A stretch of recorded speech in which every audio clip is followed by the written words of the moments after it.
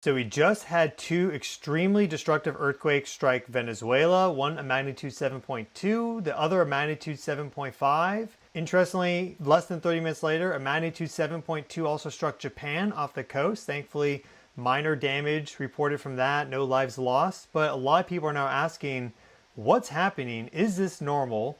Can we expect more earthquakes to occur in the future and maybe close to where I live? And what can I do to prepare, if anything? So to answer these questions, let's first learn a little bit more about this earthquake that struck Venezuela, and then talk about the overall state of the Earth energetically in terms of earthquakes, volcanic activity, and more. And then also we'll go through some basic survival preparedness actions that anyone can take, especially those that live in earthquake-prone areas, Japan being a very clear example of that. It's the most seismically active place on the planet. So Venezuela was a rare event, though there is a history of these sort of earthquake doublets striking Venezuela. What happened was there was a magnitude 7.2 earthquake that struck about 20 kilometers down on a major plate boundary. This is where the plates are grinding past each other in a strike-slip fashion. And in fact, the motion is that South America is going to move west and the Caribbean plate is going to move to the east. And that's exactly what happened. But in addition to that magnitude 7.2, about 40 seconds later, a magnitude 7.5 earthquake struck and even closer to the surface, about 10 kilometers down. So these are shallow quakes and they're very powerful at magnitude 7 plus, meaning it's very destructive. And the close sequence of those quakes in time means that their seismic waveforms, the energy that they release, combine together constructively into even larger ground motion. So you have these giant waves propagating across the surface, and that caused buildings to collapse and many lives to be lost and many people to be injured. There's 40,000 plus people missing as a result of these earthquakes in Venezuela. It was incredibly destructive. Now, we had something like that happen back in 1812, almost identical. So these plate boundaries and in general faults, they accommodate movement between distinct blocks within Earth's crust, which is the outermost surface of the Earth. It's solid and fairly cooled and condensed, and what happens is as plate tectonics continues and the plates are moving around, you get this stress to build up and strain accumulates until eventually it ruptures. So in 1812, there was also a earthquake doublet that struck Venezuela along this fault at similar magnitudes that caused similar destruction, though back then you didn't have these high-rise buildings, for example, but there were 10 to 30,000 lives lost as a result of the earthquakes in Venezuela in 1812. Notably, you also had big activity in the United States in 1811 and 1812 on either side of the earthquakes in Venezuela. You had tons of magnitude 7 and 6 earthquakes strike the New Madrid Fault. This is under the Mississippi River in America's heartland. And then you also, after the quake in Venezuela, you had an earthquake doublet strike Southern California, both of them being magnitude 7.0 and greater. It was a 7.5 followed by a 7.1. What you can do to prepare for an earthquake is you want to make sure that you have a disaster plan in place. If you are at work, you want to know where you need to go to get safe. If you're at home, same thing. So the moment you start to feel shaking and or you get an alert that an earthquake is coming in, you want to get outside, away from tall buildings, objects, and trees, if that's possible. If not, you want to take shelter under, let's say, a strong table, or if you don't even have that option, under a door frame. You want to cover your head, use your back to protect your front, curl up, and these are some basic things you can do during the earthquake. They have these apps that can give advance warning for big earthquakes. It depends on your distance from the epicenter where the earthquake actually ruptures. But because there are 3 types of seismic energy released from an earthquake, you have P waves, S waves, and surface waves. That compressional P wave is the fastest. It's also the weakest. So it just does a little jolt, but it's enough for people to get a heads up as to, okay, an earthquake is coming. These cell phones or different devices record these P waves, send out an alert, and that can give you 5, 10, 15 seconds, which is enough time, if you act quickly, to grab a loved one, maybe grab a pet, or just to get yourself out of a dangerous location. For example, these high-rise buildings in Venezuela that were built to subpar construction standards and earthquake seismic standards. You also want to make sure you have some food and water available, like survival rations effectively. Maybe put it all in a bag. It's called a bug out bag. So something you can grab by the door, have like some slip-on shoes always ready by the door so you can just quickly put your feet in the slip-ons and run out. A hand crank radio is going to be a good idea. And they even sell these folding solar panels now that can be attached to a little battery, and maybe you have a cooking element there. So now you can have a little bit of something to charge your phone, something to charge maybe the radio, or again, it could be a hand crank radio, a light, and then even something to help boil water, cook food. These are all good things to have. Maybe an emergency blanket, a jacket, some basic stuff like this. First aid kit, this is what you want to have on hand. Now, Venezuela basically is a sign of what can occur. And this was an extremely destructive earthquake. But we see that these happen every now and then. I mean, it happened also back in 2023 in Turkey. Very similar. It was a magnitude 7.8 followed up by a magnitude 7.5 on a major strike slip boundary. What you have to consider with these big earthquakes is how the energy propagates out across the entire globe. It doesn't just dissipate in the immediate area, though a lot of the energy does. You actually have the surface waves propagating out across the entire globe and circumnavigating the globe multiple times. And what's been shown, and there's more research coming out every year highlighting and detailing this phenomena, is that that seismic energy can load into faults and increase the stress and the strain on them and take them closer to their critical stress threshold. So there's history in 1967 when there was an earthquake in Venezuela. 4 months before, there was an earthquake in Colombia, same magnitude, 6.7. So Colombia right now, I think, is not looking too great, at least as it relates to a forecast of future activity. Doesn't mean it's going to occur, but it's definitely possible that we get a follow-up earthquake in Colombia. Maybe not as destructive, but it's possible. Also, you can look to the Caribbean, you can look to Central America, you can look to Mexico and the United States, because there is this history with the United States and its two main seismic risk zones, which is the New Madrid seismic zone and the Reelfoot Rift underneath the Mississippi, and also the San Andreas in California, because you had these seismic bursts occurring in those locations centered around the 1812 earthquake in Venezuela. That was in March. So maybe there's a connection between how the South American plate moves relative to the Caribbean plate that then impinges upon the overall plate boundary between the Pacific and North America. And as a result, now that you have new stress dynamics building, it can cause the San Andreas, for example, in California, to finally rupture. That's certainly possible. We don't have a super long time frame of that. We don't have 5,000 years of data showing that that happens over and over. We have our one example from 1812, and we have recurrence intervals for these faults, but we can't precisely say that they've ruptured multiple times in sequence. But there's increasing research and data coming out showing that faults can synchronize and rupture simultaneously. So it's certainly a possibility, which people need to be mindful of. So now that we've had this big earthquake in Venezuela, 150 kilometers of fault rupture, but there's some odd things happening nearby as well. You had this huge amount of uplift that occurred along a beach in Trinidad and Tobago. That's unexplained, but clearly it's like 25 feet of the beach uplifted related to this. There's other dynamics. What they showed with the Great Tohoku earthquake in 2011 was that about a little less than 20 minutes after the magnitude 9.1, you had this seismic wave reflect off the outer core and reach Japan again. This was a shear wave. So it's a shearing motion, went down to the outer core, traveling through thousands of kilometers of mantle, came back up about 16 minutes later and caused Japan actually to move 6 millimeters to the east in the direction of that thrust earthquake.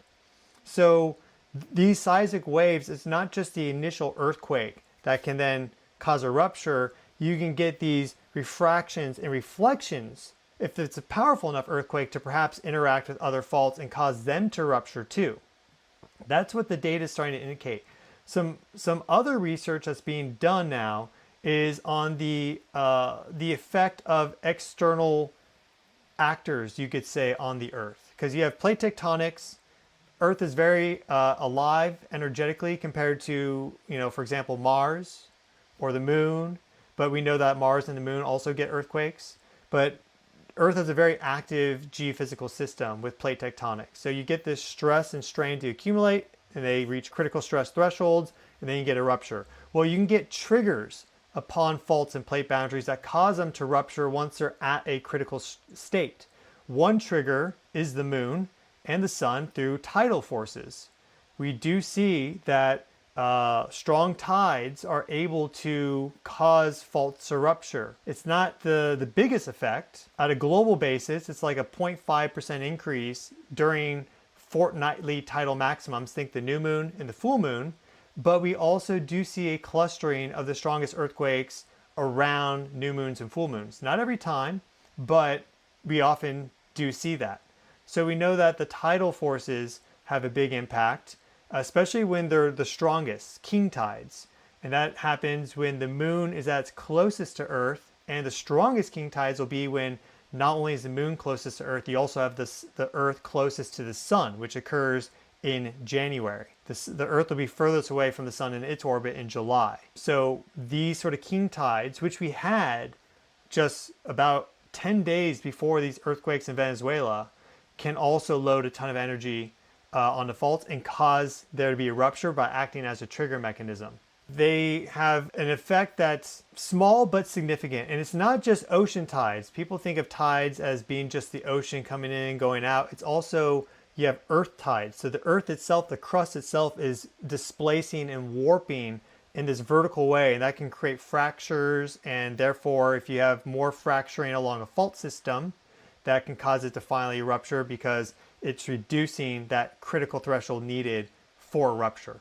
In addition to that, you also have the sun. This is something that's being researched into more and more. As we get more data, you just need simply more years of data to really be able to say conclusively what's happening. But we see that there are certain types of space weather that correlate really well with big earthquakes, namely these large coronal holes on the sun that emit these high-speed streams of solar wind. When those interact with Earth, we often get these big earthquakes to trigger, and that's exactly what happened in Venezuela. So right as the high-speed stream connected to Earth, and there's a magnetic component to that too, so the solar wind actually magnetically connects to Earth's magnetic field, and the solar wind velocity went up to 600 kilometers per second. The moment that happened, those earthquakes popped off in Venezuela and Japan. So there's this connection as well that's being explored into by many, many people, and we won't really know the exact mechanisms until we get more data, but we've only been getting these sort of observations of the sun where we can see coronal holes and getting good measurements of the solar wind for about 50 years now. And as it relates to the tidal influences on earthquakes, well, the lunar cycle has about a 20-year period. It's actually 18.6 years. Until we get 3 or 4 or 5 of those, basically 100 years of good seismic data matched up with lunar records, we're not going to be able to fully understand the tidal influence on the Earth as it relates to earthquakes. But we do have initial data that's very suggestive that these are powerful external forcing agents that act as triggers. So this lines up perfectly with what we've been seeing, because in this solar cycle 25, the sun undergoes a flip in its magnetic field about every 11 years. There's some variation, but about every 11 years. You get periods of high activity, lots of solar flares, these explosions on the sun, lots of solar storms are launched out towards us, causing the aurora and geomagnetic storms. And then you also get periods of quiet activity, solar minimum. We are right now at the end of solar maximum, the beginning of the descending phase for solar cycle 25. And solar cycle 25 has in general been a weaker solar cycle as compared to solar cycles 22, 23, and even some prior than that. 24 was quite weak, and we had a ton of activity centered around the anomalously weak solar cycle 24. The 2011 Great Tohoku earthquake being a good example. It occurred during that weak solar maximum. Well, we also last year had the magnitude 8.8 megaquake that struck Kamchatka, just to the north of Japan, making 2025 one of the strongest years ever for earthquake activity. We've actually, in Japan, been seeing a huge burst of seismic activity to the north. There's been multiple magnitude 7s, magnitude 6s, tons of magnitude 5s, 4s, everything else. They're close together in magnitude. So the question is that all foreshock preliminary activity before something bigger occurs? Or is that relieving strain on these faults? It's hard to say. If the faults only have a stress buildup to magnitude 8, let's say, then that's probably what's happening. The stress is being relieved. But if we go back to 2011 with the Great Tohoku earthquake, you had a magnitude 7.3 foreshock that occurred 2 days before the 9.1. That 7.3 energetically is a drop in the bucket compared to the magnitude 9.1. So if there's another high magnitude 8 or magnitude 9 earthquake in the future, the near future for Japan, in these locations that are having all the earthquakes right now, this is northern Japan, east coast, off to the east, well, then it's really maybe more of a sign of something big coming rather than relieving stress on the fault. It is fundamentally reducing some of that stress and strain, but it's also spreading, again, that seismic energy out to nearby faults and blocks within the subduction zone there. So it really depends on what the actual stress threshold is. And there are sections of the subduction zone with Japan that didn't fully rupture with the Great Tohoku earthquake, that were loaded with a lot of energy from that, and now have also been loaded with energy from the magnitude 8.8 megaquake for Kamchatka, July 2025, that are probably pretty close to their critical stress. And so as we go down through the descending phase of solar cycle 25 and into solar minimum, then we're probably going to be seeing more big earthquake activity. And if it strikes in a location like what happened in Venezuela near big population centers, it can be extremely destructive, especially if we get doublets, which we do see every now and then. Or like what happened in New Madrid under the Mississippi in 1812, you had multiple magnitude 7s and 6s strike over the span of about 6 months. So imagine that happening nowadays with all the infrastructure development and the many millions of people that are living there. One other thing to note is that we do see this correlation, or rather anti-correlation, between solar activity and volcanism on the planet. As solar activity goes down, we see volcanism go up. And we've been seeing pretty exceptional volcanic activity during this recent time frame. We had one of the strongest volcanic eruptions in record history back in 2022 with the Hunga Ha'apai eruption. That was January 15th. And we're seeing big volcanic activity around the globe in 2025, right now in 2026, and we're going into that solar minimum. In fact, we just had a magnitude 5.7, I believe, earthquake strike under Mount Fuji, about 50 kilometers down, but directly underneath that big stratovolcano. And, well, if you look at the history, Mount Fuji last erupted in 1707, and it was triggered by a big earthquake. So there's this connection between earthquakes and volcanic activity as well. Those seismic waves propagating through the magma chambers and the conduits and the plumbing system for the volcano disturbs the volcano and can cause it to erupt and even explode violently. So as you get these powerful earthquakes to occur around the globe and their seismic energy radiates out across the entire globe, you're having energy now loaded into all the other faults that exist and plate boundaries that exist across the globe, because energy is neither created nor destroyed. So as that energy is released, it's absorbed somewhere else. And so these other faults, which maybe were just slowly building up strain, now get a quick boost upwards in strain. The stress really goes up, and now they're that much closer to rupturing. And that can cause other faults to then rupture, and creating this whole kind of chain reaction cycle that eventually will die down, but we don't know when. But the main areas to be really worried about, I would say right now, would be Japan, because of all these earthquakes that we've been having in Japan, indicative perhaps of something bigger coming. Also, California, the stress along the San Andreas Fault is at some of the highest levels we've ever seen, based off of historic earthquake data and modeling that they're doing of the strain rates and the accumulation. Also, I would think New Madrid is potentially in the crosshairs because of that connection in time between Venezuela and New Madrid. Same with Southern California.